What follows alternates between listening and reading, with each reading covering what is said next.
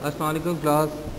Today we are going to start our lecture number 9 and our topic is welfare state part 2. Every nation who wants to progress, it must continue its effort by using available resources to progress continuously on the road of achievement. It is not possible to transform a country into a welfare state over a night. This is a constant process. It has following the important aspects. Number one aspect is awareness about the national goals. Only those nations will progress whose people are aware about their national goals. These goals are well defined in determining the national priorities for speedy development. This can be achieved by careful planning and proper implementation, and the process continues forever.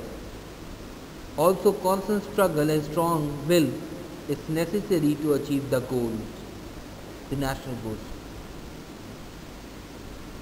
Point 2, dignity of labor. It means that people should be made conscious of the value and the dignity of labor.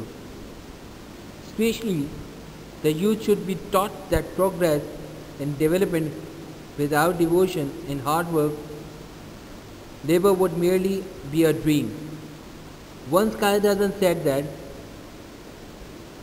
he advised the youth to feel dignity in work and make it as their aim in life. The sense of dignity of labor should generate and start from home. Next point, nature of education. Progress cannot be achieved through general education. Natural resources can properly be utilized through advancement in scientific and technical knowledge. Therefore, it is necessary to accelerate the pace of national construction with the help of technical education and training. It means for the progress of a country, we need to develop those institutions which will give technical education and training to the youth. Next point, guidance and encouragement. Agriculture and industry have progressed. A number of mega projects have been completed and some are in the process of completion. For example, CPAT. However, these guides and encourage the people of Pakistan to undertake progressive methods of production. But the need of the hour is to continue our struggle for more development and make Pakistan a welfare state. Welfare programs. As a part of constructive efforts for sustained development, it is necessary to introduce welfare programs. For example, establishment of industrial homes for the female, especially cottage industries, establishment of health centers, education institute for the deaf and dumb people, training centers for physical handicapped persons, recreational spots for general public, and establishment of anti-begging centers.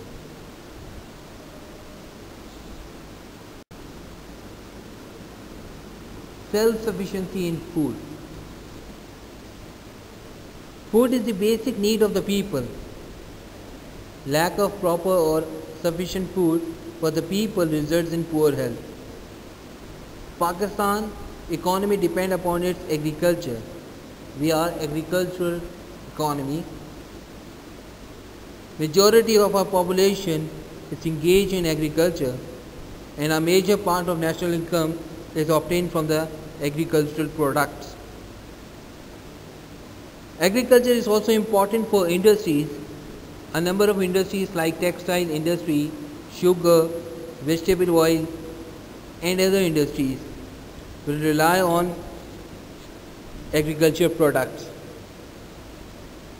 By increasing agriculture products, we will be able to save valuable foreign exchange which is spent on the import of foodstuff, establish more industries, increase products and earn foreign exchange by export,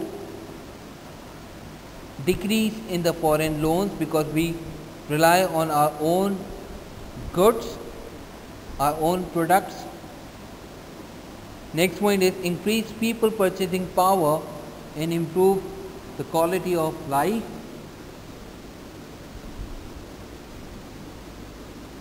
Flourish trade and business and provide job opportunities to the people, and through this we can eliminate poverty.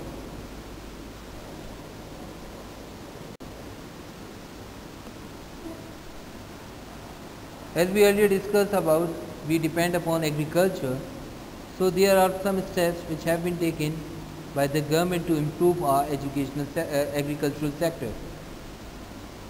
Number one, agriculture reforms have been introduced in the country to fix the maximum limit of land holding to protect the rights of peasants and the small landholders. Point number two, special attention is given to agriculture in the next 5 years development plan by allocating huge funds for the development of agricultural sector. Water resources have been enhanced through construction of dams and construction of water canals or reservoirs in some new areas. Efforts are being made to line the canals and the water courses. Steps have been taken to eradicate waterlogging and salinity through construction of outfall drain. What is waterlogging? Waterlogging होती है जब पानी के अंदर water table बढ़ जाता है, और वाटर टेबल कैसे बढ़ता है? जब कैनाल्स में या रिवर्स के अक्रॉस पानी लैंड जो है वाटर को एब्जॉर्ब करेगा तो उसका वाटर टेबल बढ़ जाएगा। तो इसकी वजह से जब वो रूट्स को, एग्रीकल्चर रूट्स को, क्रॉप्स की रूट्स को वाटर मिल रहा होता है तो उसकी वजह से क्रॉप्स जो है वो डैमेज हो सकते हैं। सैलिनिटी क्या होता है? वो जो सॉल्टी पैचेस बन जाते हैं वाटर की इवेपोरेशन के बाद, उसके बाद वो सॉइल की फर्टिलिटी को ख़राब कर देते हैं। तो इन चीज़ों पे काम करना ज़रूरी है कि वाटर लॉगिंग एंड सैलिनिटी को हम ख़त्म कर दें। एग्रीकल्चर डेवलपमेंट बैंक्स बन चुके हैं जो कि लॉन्ग टर्म लोन्स देते हैं, इजी टर्म्स पे लोन्स देते हैं फॉर द फार्मर्स, ताकि वो एग्रीकल्चर के अंदर प्रोड्यूस कर सके। इसी तरह से एग्रीकल्चर इंस्टीट्यूट्स बनाए गए हैं जहाँ पर एग्रीकल्चरल प्रॉब्लम्स को सॉल्व किया जाता है और ये सिखाया जाता है कि कौन से फर्टिलाइज़र्स जो हैं वो प्रोडक्टिव हैं। इसके साथ साथ गवर्नमेंट को ऐसी फैसिलिटीज़ प्रोवाइड करनी चाहिए जहाँ पर फार्मर को फर्टिलाइज़र्स, पेस्टिसाइड्स, ट्रैक्टर्स और अदर रिलेटेड इक्विपमेंट जो है वो ईजीली अवेलेबल हो जाए।